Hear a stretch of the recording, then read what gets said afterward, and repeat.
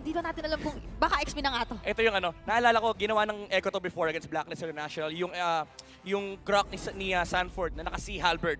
First item, hindi ganun kalaking problema yung Benedetta matchup. Although medyo nagbago na yun ngayon kasi damage dealer talaga yung Benedetta with Impure Rage.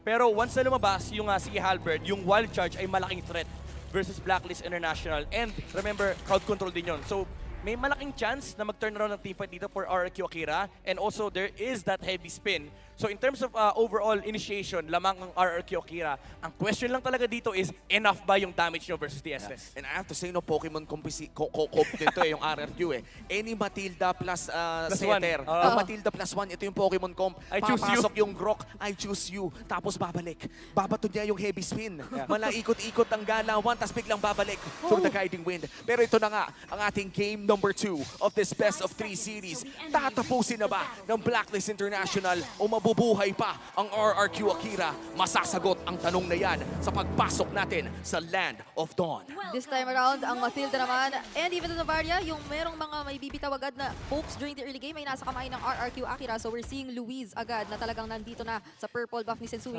Same lang sa ginawa ni Rene J at na-reset ng kaunting-kaunti lang naman. Nagugulo ngayon si Sensui. Itong, ako po, mahihirapan talaga sila dyan sa mid lane yan. It's a Lilia, tapos may kasamang Estes. Itong Estes pickup ng Blacklist International, it's a substitute to the Rafaela. Naalala nyo, diba, lumabas yung Rafaela sa meta natin. It's a soft counter versus the Novaria kasi hinihil lang yung mga pokes. So in terms of poke damage, hindi na masyado magmamatter yun for Blacklist International kasi namimitigit yan ni Rene J. And looking at the XP lane matchup, grabe talaga yung mastery ni Edward with the Benedetta. Sinay-slice niya yung puno, ginawang chapsuy eh. Pwede palang gawing chapsuy. Pwede palang gawing chapsuy si Grok. Ngayon ko lang nalaman. At ngayon nakikita talaga natin all lanes nakakalamang ang Blacklist International. Pero again, team fight kasi ang prowess dito ng RRQ Akira, yung engage na meron sila. So kailangan pa rin natin abangan at respetuhin ang skirmishes na pwede nilang ibato. Yeah, again, nandun yung crowd control. Medyo interesting yung naging angle and approach ng RRQ Akira. Hinaharap natin kanina damage, dinagdagan pa nila ng set. Kasi ang difference ni Grok compared to the two XP laners na napakita natin kanina is meron siyang flicker wild charge, yung biglaang control dito for Blacklist International. Pero it's just damage kasi it doesn't change the fact na naka-purify pa rin yung Lilia, pati na rin yung Estes. So, nandun yung konting knock-up with the wild charge. Yeah. Pero of course, Rene J having that purify, mabilis niya mai-heal yung kanyang mga kampe. So, still, you have to ask yourself the question, for RRQ Akira, enough nga ba yung magiging damage nila pagdating ng timing ng Blacklist International? And for sure, by now, Blacklist International well aware doon sa fact na yon. So, yung mga pag-iwas din sa mga possible na makita nga nating all-out team fights ay hindi naman malabo. Meron naman silang Benedetta, so they could also divert yung attention dito ng RRQ Akira. Pero si King ngayon, medyo napupoke talaga ng malala. Alex, final blow, ikinomit na nga doon. Si Luis, hanap na nga rin ba ng engage dahil ang turtle ay medyo nagiging low na ngayon. At makakakuha ay ang RRQ Akira. Nice retribution mula kay King. Gusta Lagusta forces the flicker out of Oheb.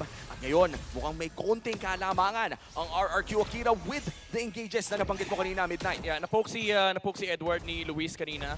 And nag-flicker wild charge actually set Kashi to secure that kill onto the Benedetta. Medyo rough yung execution nila dun with the turtle. Yung Petrify ay nag-miss onto the Akai. Kaya naman nakapag-secure ng turtle tick yung Akai dito. And Blacklist International still in this early game, nandun pa rin yung safety net mo with the Estes. Pero with that kill on the bottom lane and the first turtle going onto RRQ Akira, baka yung mid-game, yung dynamics sa mid-game magbago kasi yung mga damage item will start popping out. Yung Dominance Eyes, yung Sea Halberd, and of course yung Necklace of Durance. Do expect that from RRQ Akira. Oh, lalo pa ngayon na may level or isang level ahead si Tekashi kontra kay Edward at siya pa nga yata yung pinakamarami o mataas na gold na naiipon dito sa ating laban. Napaka-threatening ng isang Grok na XP laner pa. So hindi malabong pwede rin maging option na talagang kumuha ng mga damage o items na makakagulat na lang sa biglaang burst at susundan pa dito ng ibang mga players ng RRQ Akira o pang finish off such as the torn apart memory for instance. At hindi pa doon kasali yung heavy spin na kanina pa nga natin paulit-ulit binabanggit. So yung mga pang-initiate nila ay hindi pa naman sobrang nako-commit dahil ang magko-commit muna ay ang heavy spin dito ni Luis. Kaso hindi naman ipinagpatuloy ng RRQ Akira. Kumbaga parang nag-birthday party lang doon sa taas. Nagkakitaan ng 4 na magkakaibigan, tapos umalis din pagkatapos. Ganda nung balance do, yung pendulum ni Blacklist International. 4 na heroes yung nagpunta ng top lane. Just put pressure onto the Brody. And si Edward on the Benedetta nakaabang sa mid lane. Just in case may magpakita doon, meron siyang electric final blow into Petrify. And nung wala silang nahanap dahil wala rin ng mga tao sa mid lane and hindi rin nila ma-force yung issue sa may top lane, bumalik lang sila. Yung support sa may top lane, pupuntang mid, and yun din yung Benedetta, bababa. Just to make sure na may pressure sa may top lane. So importante yung ginagawa ng Blacklist International dito kasi it forces RRQ Akira to react para lang masigurado nila na sit yung Brody. And it does mean na hindi nakakagawa ng aggressive movements yung Grok, yung Akai, pati na rin yung Matilda. Nilalagyan kasi ng barrier, ng Guardian's Barrier yung Turtle dito, no? Pero half HP na nga rin. Sitsui medyo malayo. Electric final blow, economic na nga rito, but it's still King who's going to get the turtle for the second time around. At nagawa na namang i-pull off ng RRQ Akira yun. Ganda ng objective control nila Midnight. Mahirap talaga retryahan ng isang Akai, lalo kapag yung heavy spin ay naka-ready. Fina-force lagi ni Edward yung Akai away from the turtle with the electric final blow. Pero again, yung damage din kasi ni Akai onto the turtle. Yung second skill retribution, napakataas nun. So, Blacklist International, they have to bank on their gold lane right now. Gusto Lagusta, naipit sa may bottom lane. Speaking of Gusta Lagusta, siya rin ang gustong kuhain ng Blacklist International, especially through Yue using this Lilia. Ang napakaganda sa lubong na naipakita nila. At yung pag-transition kasi ni Oheb din dito sa bottom lane, parang decision agad yun ng Blacklist International prior pa lang sa turtle eh. Boss, may mga bounces sa may bottom lane. Kaya nga parang biruin mo tuwing pupunta ka doon, may mananakit sa'yo, 3 pa. Yan yung laking ginagawa ng Blacklist, yung abang sa likod ng Torre, tapos si Oheb push lang, tamang trabaho lang. Hindi naman naghahanap ng kill ng Blacklist, zinozone lang nila palayo yung heroes na gusto mag-defend. And ang kinagandahan, again, yung pendulum, yung lane swaps ng Blacklist International, nababalansin nila yung resources. Kasi instead of giving the resources to Oheb, si Yue yung nakiklear ng wave actually, tapos si Oheb, nakakakuha naman siya ng farm with the control na nakakuha nila sa gold lane. Tapos ang kumukuha nung farm sa mid lane, si Edward. So in a way, dinodoble nila yung farm ng Benedetta, while also getting the objectives for Oheb. Nagre-reflect na ngayon na naman dito sa ating gold earn na kanina pinapaboran o pinangungunahan ni Tekashi, pero si Oheb naman ngayon na nakikita natin na despite this situation we're seeing ay napakataas naman ng gold na naiipon at hindi talaga siya nagiging behind. So, yung late game potential or even mid game potential dito ng Blacklist International hindi pa completely nabubura sa equation. For sure, itatry din na naman o makakakita na naman tayo dito sa turtle ng isang sa lubong, kumbaga. Lamang pa nga sa pera si Oheb kung ikukumpara kay Gusta Lagusta. Despite all of the bullying na nakita niya in the early game, ay siya pa rin na nakakalamang ng 1,000. At look at this, Yue. Oh my Just making sure na mabubugbog si Tekashi at kinailangan na nga niya mag-regen bago simulan ang turtle na to. Meanwhile, ang Blacklist International ay may baon na healer. Okay, Black Shoes? Puwasok na nga rin dito. Wala na yung Black Shoes. At sasaluhin pa yung Star Shatter. Hindi umabot yung Heal of the Moon Goddess. At napakaganda ng heavy spin. Hindi na naman makakakuha dito. But that beautiful Electro Final Blow ay sasagutin din daw ng Wild Charge. At si Tekashi yata gusto nilang kuhaing trade. Tekashi will fall. At that will be a 1-for-1 trade sa pagitan ng dalawang kupunan. Yue for Tekashi, pero RRQ Akira pa rin na nakasecure ng all turtles of this game. Yeah, masaya ang RRQ Akira dahil nakakuha sila ng objective take and also hindi naman ganun kasama yung naging trade. Pero masaya din sa Oheb actually. Again, ang problem ng RRQ Akira is walang gumagalaw dito kay Oheb for the longest time. Kahit pa sabihin natin na nakakalayo sila with the objectives, sila nakakapag-secure ng early game pacing. Yung pag-ramp up ni Brody rito with his gold advantage over Gusta Lagusta, kailangan nilang katakutan to. Kasi yung natural catch nila, it has to be Tekashi. Pero as it stands right now, yung Blacklist International, dito mo makikita yung pagiging selfless ng mga players sila. Si Edward at si Yue, lagi nando sa may harapan. Si Tekashi, napo-force yung reaction niya, yung wild charge na gamit doon sa Benedetta. Nakalayo pa nga si Edward. And samantalang si Oheb, free hit lang sa may bandang likuran. Minsan nga si King pa yung napipilitan na talaga ritong mag-out at lumayo ng sobra kasi ultimo si King hindi talaga tinatantanan ni Yue. Kapag ka nakikita niya, parang okay lang sa kanya na spam talaga yung mga angry blooms kasi alam niya na nandoon hawak-hawak niya yung damage enough to actually force or at least reduce his HP to half. Pero si Luis dito lilipad, guiding wind, kinakailangan gamitin palabas dahil nakita at makikita nga talaga niyang tatlo ang kinakailangan niyang kaharapin at that moment. Apat-apat din naman ang mga players na magkakakitaan dito sa bandang itaas. So, tamang tamang pakiramdaman lang din. At saka habang nangyayari ang lahat ng yon ay nagkakaroon din ng trabaho sa mid at bottom lane from our XP laners. Heavy spin mula kay King na gamit na rin. That's pero big. mukhang kinailangan ng umalis ng RRQ. Papasok ata si Sitsui pero tumatama na ang Star Shatters mula kay Seigen. Crucial skill shots na talaga man nagiging asintado na dito ang RRQ. Kaso hinihil lang ni Rene J. Kumbaga kahit tamaan sila, hinihil lang din ni Estes eh. Yun ang mahirap dito dahil may konting sagot sila doon sa Star Shotter. Even kahit umabot tayo ng late game, mahihil lang din sila ni Rene J. So yung impact ni Seigen dito has to be on these team fights. Kaisa-isa lang ang natatamaan ng Star Shatter at isa-isa din ang nasasagot na heal mayat-maya nitong si Rene J. So hindi natin masyadong nakikita na yung mga pokes na nagmumula pa ulit-ulit sa RRQ Akira ay sobrang napakikinabangan nila. Apart from yung mga objective takes na paulit-ulit natin nakikita kanina, so long as meron sila agad na babawasan. Pero once nakita natin, Blacklist International naman ang nakagawa sa kanila pumabor yung objective take. Naka-antique Kiras in Twilight Armor si Edward dito. It's good. Those two items are really, really good against the Brody and the Grok. Kasi yung burst damage talaga mamimitigate mo. And every single time napapatamaan nila na skill, si Oheb dito, bumababa yung physical damage. And if you look at it this way, yung physical damage output ng RRQ Akira, it's everything for them. Hindi pa reliable yung magic damage output ni Seigen dito. So mamimitigate talaga ni Edward yung DPS ng RRQ Akira. But they also may tool pa rin naman sila when it comes to Lord engages kasi Blacklist International, kailangan pa rin talaga nila hanapan ng sagot itong heavy spin ni King when it comes to contesting the Lord. At ayun nga, yung Lord, kino-contest na nga ng Blacklist International. RRQ ang hawak nito at nire-regen lang ni Tekashi ang bawas ng Lord. Nasa side pa rin ng RRQ Akira pero maganda na rin ang pwesto ng Blacklist International. Eyes on Oheb. Mukhang isolated siya doon sa may bandang likod pero walang nakaka-flank Grabe mula yung sa poke. RRQ Akira. Ang difference dito yung poke ni Yue, Oo. hindi masagot ng RRQ Akira. Oo. Kasi yung slow and of course yung DPS, hindi naman maihil ni Luis lahat yan. Pero yung poke ni Seigen, naihil ni Estes. Oh, Luis, look at this! Edward! Uy! May mahanap na isa doon si Edward sa bandang likod. Luis, kinakailangan muna lumayo. King, Pero si King. King, may heavy spin na naman yatang natitira. Helion the Moon Goddess is there. And it's King who will be able to take the retribution. But Blacklist International, they're Hero looking lock. for the kills. At kukuha sila ng mga bawi. Sisiguraduhin nila na meron. Nakaisa rin ang Blacklist International but Lord secured mula sa RRQ Akira.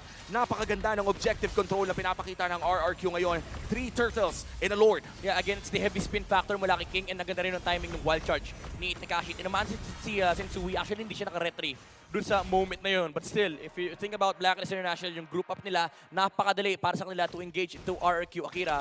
So ngayon, may problema na yung RRQ in terms of damage. You also have to be concerned about kapag nag-hero lock yung Blacklist, kapag wala na silang pakiri sa Lord. Oo, napakaganda rin ng nakuha yata ditong Twilight Armor ni Edward. Hindi lang para kay Gusta la Gusta, pero kapag kasi Tekashi din, biglaan na talagang nag-wild charge para sa kanya. So, meron siyang chance na hindi basta-basta mapalo kapag kami makikita na naman tayong objective takes mamaya. Pero si King dito, siya naman ang pinapalo. Tamang depensa lang sa RRQ Akira. Ayaw nilang bitawan itong mid-turret, pero doon sa top may kailangan yata silang bitawan. Boss, trabaho lang, boss. Trabaho Walang lang. personalan, boss. Si Edward, Walang tahimik personalan. lang. O ayan, iniwan na niya.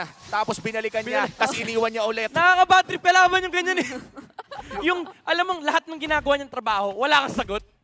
And to think about yung RRQ Akira, this time around, they have to address this. Kasi in terms of team fight, di rin sila manalo ng 5v5 collision kay Blacklist International. Yung Benedetta, di sila mananalo sa mobility. Parang, yung pag-split ni Edward, anong gagawin mo dyan? Yun yung tipo na kapag hinabol mo ay hindi mo mahabol. Pag sinubukan mong sagutin ay mauunahan ka sa kabilang objectives. Si Edward ngayon, on this Benedetta Mastery, no, partida tank build pa yan. Yes. Mapapaisip ka na ano nga ba ang pwede mong gawin bukod sa i-burst to sa susunod na laban. Ang lesson na pinapakita ni Edward dito, pag hindi na tama, huwag mo na bulin. Uy. Tama. Uy. Alam mo naman, marami naghihiwalay lately, pero hindi na natin pag-uusapan yan. Tumama ang Star Shatter. Na-distract ako sa sarili kong joke. Brigida, kunin mo na. Oh, napakasakit nga naman ng Star Shatter na yun. Kaso na-heal Heal nga talaga. ulit agad. Dahil paulit-ulit naman natin Edward, top binabanggit lane. yung sustain. At nagbabalik lang naman doon sa top lane yung nagtatrabaho. Yan ang split na maganda. Split push para manalo ang Pilipinas. O, di ba? Hardest working man In the esports. Philippines. In esports. Edward, babalik na naman. Nagpakita lang. Binanatan lang mga 3 times. Tapos balik ka naman ng mid lane. Sorry, ang hardest working man in MLBB yan si Edward. Pag esports si Wolf yun. Ay, oo. Ay. Alam naman natin yan. Kapag nakakita tayo ng mga malupitang hard workers, isa si Edward sa mga kailangan natin bantayan kasi paulit-ulit yan hanggang bumagsak ang inhibitor turret sa bandang itaas. Yeah, ang hirap na to kasi parang biglang naisip ni Edward na wala silang pang split push siya. Kasi kailangan din mag-group up ng RQ Akira. Malamang sa malamang, itong Novaria ay hindi hiwalay ito. Yung Grok kailangan sa team fight, yung Akai kailangan sa team fight. Si Luis tsaka si Gusta Lagusta, malayong maghiwalay ito. Ito yung hindi maghihiwalay kahit kailan. Oh. I mean, walang ganun. Pero Walang forever. yung Matilda tsaka Brody, hindi sila pwede maghiwalay. Aha. Yung iba nga, So- 11 years, naghihiwalay eh. So si Edward, literal, kapag nag-split siya, walang sagot from RRQ Akira. Medyo nasaktan na naman ako dun sa sinabi niya. Pero makikita naman natin din dito ang kagustuhan nilang mag-poke na naman sa isa't isa at sayawan itong Lord. Oy, Good. may wave support, may wave support. Typical, ito na naman yung typical slow push ni Oo. Edward. Oo, tapos hindi mauubusan ng HP ang Blacklist International Ayun na naman with siya. the Estes. Tapos si Benedetta nagpapakita na naman. Ang hirap naman nitong sagutin. Hardest working man in MLBB. Nababawasan yung mga pwedeng sumama dito maghihiro sa lang, Lord maghihiro fight. lang. Pero Luis, pumasok ng area with the circling eagle. Si King din nandito sa gitna. Makakahanap nga pa siya ng mga Heavy heavy spin! spin. Meron siyang mga maipit. Si Rene J. Pero nakas na rin naman kasi Oh, yung no. video ng Purify. Goddess. Oh, Papasok no. pa si Edward dun sa bandang likod. Si Tekashi yata yung gusto nila Tekashi! mag-target dito. At siya nga ay very low. Pero makaka-flicker out. At wala muna tayong makikitang tutumba. Biruin mo, ang daming nangyari sa mapa. 2 trabaho na. Tumaas na yung sweldo ni Edward mula top lane papuntang bot lane. Ang dami nang nangyari pero walang bumagsak. Tapos Grabe. mukhang makaka-lord pa dito ang Blacklist. Nakatatlong promotion na si Edward. Nakatatlong promotion na. Head of Operations na. CEO na si Edward. Oh my goodness, RRQ Akira, hindi nahihirapan sila hanapin yung sagot dito sa tanong ng Blacklist International. Pero paano mo nga naman kasi sasagutin? Yung ginagawang split na pressure ni Edward kanina, sabi ng RRQ Akira, okay, gagayahin namin yung ginawa yung game number 1. Hindi ka na namin papansinin. Tama yung naging choice nila eh. Sabi ni Luis, sige, i-teamfight na natin to. Maganda rin yung heavy spin. Ang problema yun na heavy spin niya, yung dalawang may purify. Tapos nung nahuli si Rene J, Briggs, nakita mo yun, parang tumayo si Rene J. Yue! Pwede pang tumiktak yun eh. Oh, para okay lang sa kanya eh. Nandun naman yung heal na po-provide pa din niya. And right now, it's only the inhibitor turrets left Si para Edward sa talaga. RRQ Akira. Tuloy-tuloy lang ang pressure na ginagawa talaga ng Blacklist. Ayaw tantanan yung side lane. Pwede mo na lagyan ng hitmap si Edward dito. Yan lang yung yan lang yung mainit na part ng mapa eh. And, eto yung KDA ni Edward dito ay 0-1-1. Hindi yun yung Oy. storya ng larong ito. Binary code yan. Anong ibig sabihin nun? Pang-agent yan. Ay, ako hindi Diba, ko alam. Code yan, 011. Oh, Wala ako alam sa mga code. Ang alam ko lang ay may bumagsak na at pumasok pa si Agent Edward. Zero. World ginamit na rin dito, so is the Circling Eagle. Pero todo depensa naman ng RRQ Akira. Ayaw rin nila bitawan yung mga resources na meron pa sila. Oh my Pero goodness. hindi nila may iwasang pakawalan ang mga inhibitor turrets na iniisa-isa na ng Blacklist International. Napatumba na doon yung Lord, pero napakaganda ng nakuha nila with that Lord. Sa dami ng itrinabaho ni Edward sa side lanes, naipundar na rin ang bahay. 2 inhibitor turret ang nawala. Nag-ROI na, boss. Bumili ng bahay, nagtayo ng shop. ROI talaga yung Blacklist International dito sa trabaho ni Edward. Mid lane, oh. Okay, Sensui pumasok. Electro Final Blow, ikinumit na nga din. Luis dito mapipilitan na naman gumamit ng kanyang Circling Eagle at wala munang sasagot ang RRQ Akira. Parang ginawa lang nila lahat ng yun just to take the last inhibitor turret. Wow. Nito, boss, may dalang fountain yung Blacklist. Kaya nga, Dala nila yung base nila eh. kahit saan pumunta ay may healing na padala. Oh my Rene goodness. J, the healer, The Healman. 6K gold lead para sa Blacklist International at 5 kills lang po ang ating napapanood so far in a 17-minute game. Patong-patong pa, meron siyang dito, favor, tas may Flask of the Oasis. Lahat na ng heal, lahat na ng buhay. Lahat na, pati shields. Nandito, dala-dala ni Rene J. Nasa kanya na talaga lahat. Ano na lang ang wala? Hindi ko nga alam eh.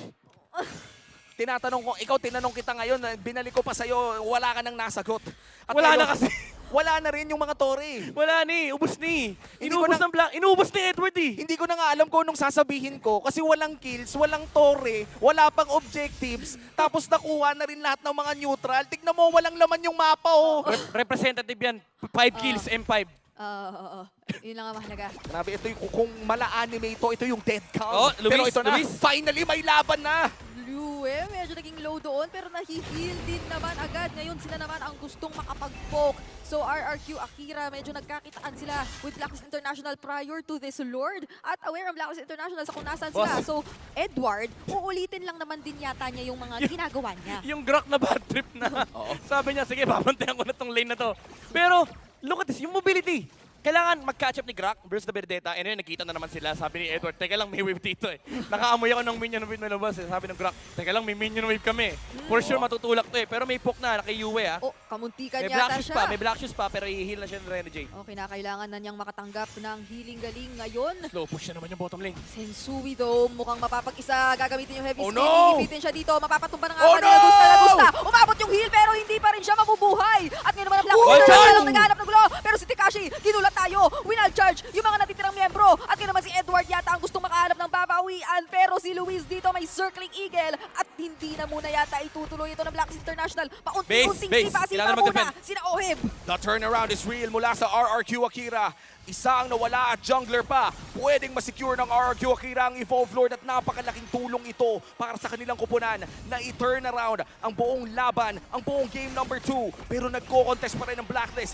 Nandiyan pa rin si Yue, si Renegade naghihil The pa pokes! rin. The At si pokes! King, kalahati na ang buhay. Si Luis kinailangan lumipad. Wala, hindi Edward? dito. Napakasakit. Si Edward dito. Oh, buying the immortality. Mabubuhay pa rin naman at mababawasan lang ng kaunti. Hinuhold ni Edward yung ano niya, Electro-Final Blow, Petrify niya. Yue! Luis! Yue dito mauulit. Tekashi na naman ang mga kapagpatumba. Ngayon Oheb, na nila wala Oheb. yata yung holy healing at ngayon si King makakaipit ng isa. Oh! Hindi yata tumama doon yung Star Shatter pero si Oheb mabubuhay pa Oh! yata. Immortality Sensui! pop. And right now, they're trying to take him down. Kaso Oh, medyo yung Oheb! sustain. Nagpabalik na naman. Nakakuha sila ng bawi at kamuntikan pa. Si Piso! King.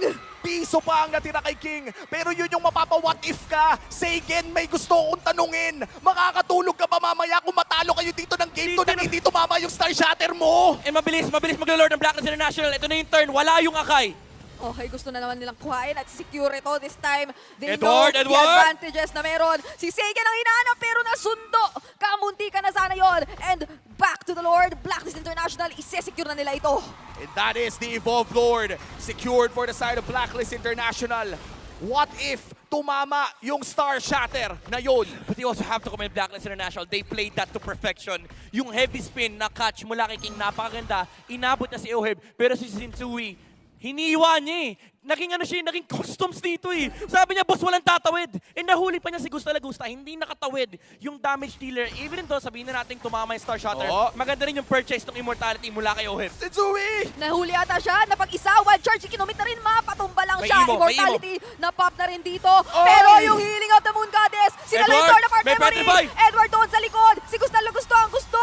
At kayo naman, sa bandang ibaba, si King naman, napakalagkit, hindi makagalaw basta-basta. Edward! Pero, napakasakit. Immortality rin mapapapara dito kay Edward. Napakagulo na namang nakikita natin dito sa gitna, pero yung Lord ay up Sensui, pa. Sensui. Yung Oh, damage si no! Tekashi, hindi na rin pala biro. Ngayon si King nabuhay pa. Oh! Naka-double kill pa si Gusta Lagusta. Crucial defense Star Shatter! mula sa RRQ Akira. Blessing of the Moon Oh! Goddess, RRQ. The heal! Ang nagkamali ng tapak, boy! Luis, nasobrahan ka doon. Akala nila mapapatay na nila yung Bruno, pero yung Blessing the Moon Goddess, saktong-sakto mula sa The Healman from Renegade. But Blacklist International, gusto ko lang i-highlight, na-dodge ni Gusta Lagusta. Hindi tumama yung Petrify Electro-Final combo ni Edward, kaya nabuhay yung Brody doon and he was able to take 2 kills for RRQ Akira. And si Sensui pa, yung tinamaan doon alongside Yue. Makikita natin yan doon sa instant replay. Again, crucial na hindi tumama yung Electro-Final Blow Petrify combo ni Edward. He's been holding it for so long, pero nag-miss yung kanyang combo onto the Brody. At ito, gusto ko lang din Hindi nga niya sabihin, nagamit kasi mali yung angulo nung Electro-Final Blow. kumbaga, RRQ Akira, let's give credit. Oh, yung heal. Naging laro pa muli ito dahil nakadepensa ang RRQ Akira. And ito 100% may chance pa rin ang RRQ Akira dahil lock-item na halos lahat ng ating mga manlalaro in this game. As we head on a short troubleshooting, talagang intense ang laban na to. Kung gaano kabilis ang nangyari sa ating game number 1 ay mukhang chilling style dito ngayon. Oo. Sa game Inhale. number Inhale. 2. Exhale. Exhale. Pero kung mainit ang mga agents, huwag kayong huminga at sumigaw na lang kayo ng break the code. O, diba? Tama naman. Oo, Tama naman. Kasi magsisimula na rin ulit ang Oo. ating game number... Ay, hindi pala. Pero again, crucial na hindi na iland ni Edward yung kanyang Electro-Final Blow. Nasa maling angulo, kaya hindi niya rin ginamit yung Petrify. Aha. And si Brody rito, yung moment na nabuhay siya, he was able to take a kill after that. And yun yung nag-repel sa push ng Blacklist International. Kasi pwede mong i-argue rito kung tumama yung Petrify, that would have been it for Blacklist. Kasi pwedeng pasukin ni Oheb yung base ng RRQ Akira dito. Could definitely buy and Winter Transfer para madelay yung kanyang death. But mostly, one thing is for sure, no, yung damage output ni Oheb dito would suffice Blacklist International fighting that team fight versus RRQ Akira. So this defense is really important for them kasi ngayon, kailangan nang isipin ng RRQ, kailangan masolusyon itong Benedetta na to. Oo, tas tignan mo, bida-bida si Kuya. Oh, isa pa nga, isa pa nga. Oh! Bang! Oh! Back! Oh! Isa pa. Oh! Oh! Oh! Yan ang agent. Yan ang agent. Galing naman. Pinasa niya yung energy. May tatalo pa ba sa kanya? Gusto ko malaman. Oo nga eh. May mahanap pa si cameraman na kayang sumabay. Oo. O, diba? Kasi masaya ang ating mga agents dito na nanonood. Of course, this is one of our two MPLPH representatives at napakaganda ng kanilang pinapakita sa laban na to, no? Hindi biro. Parang kahit nasabihin natin nakakasagot na talaga ang RRQ Akira at nagagawa nila tayong o ipitin ang Blacklist International both literally and figuratively dahil nga meron silang Akai with a heavy spin, ay nakakahanap pa rin ng way dito ang Blacklist International na hindi sobrang malagay sa alanganin, lalo na dahil sa paulit-ulit na ginagawang pressure ni Agent Zero. Yeah, pero dito mo makikita yung level of ability ng RRQ Akira Oo. to be able to force Blacklist into such a tight corner. That's na, true. Ano yun, nagbo-boil down sa execution, kung sino yung makaharap ng magandang target, kung mahaharangan ba yung backline, kung magagamit ba yung Petrify, kung tama ba yung target at Tekashi with the wild charge.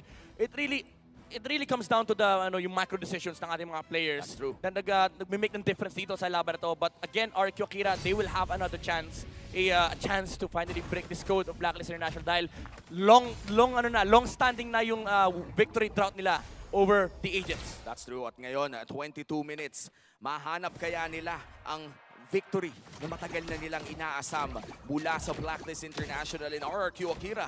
30 seconds bago lumabas ang Lord. May malaking kalamangan ang Blacklist dito dahil nga nabasagan na ng tatlong inhibitor turret. Base na lang. Pero sa ngayon, no, I would say na pag tumama na yung mga Star Shatter ni Sagan ay talagang malaking dagok ito sa Blacklist International considering na ang taas Uy, grabe. ng first natin. Oo, Lumilipad yung bato. Ang layo nung naging sundo talaga eh. Well, to be fair, tataas yung burst damage ng Novaya ni Sagan dito, but also that's true with Yue. Kasi yung HP na pinapalaki ng RRQ Akira for the longest time, ngayon kailangan na naisipin yung mga life choices nila dahil may glowing one na si Yue. Oo. Hindi na biro yung glowing wand na Yue. Pagka, Oo, yung sunog-sunog. may lagkit na nga siyang naipapakita sa atin. Actually, kanina, yung team fight na witness natin nung nakuha nila si Sensui, wala si Sensui, pero hirap na hirap pa rin gumalaw yung RRQ Yeah. Akira. So long as wala sila yung skills nila, just the heavy Oh, spin. tingnan mo, yung damage dealt ni Sagan, napakataas talaga.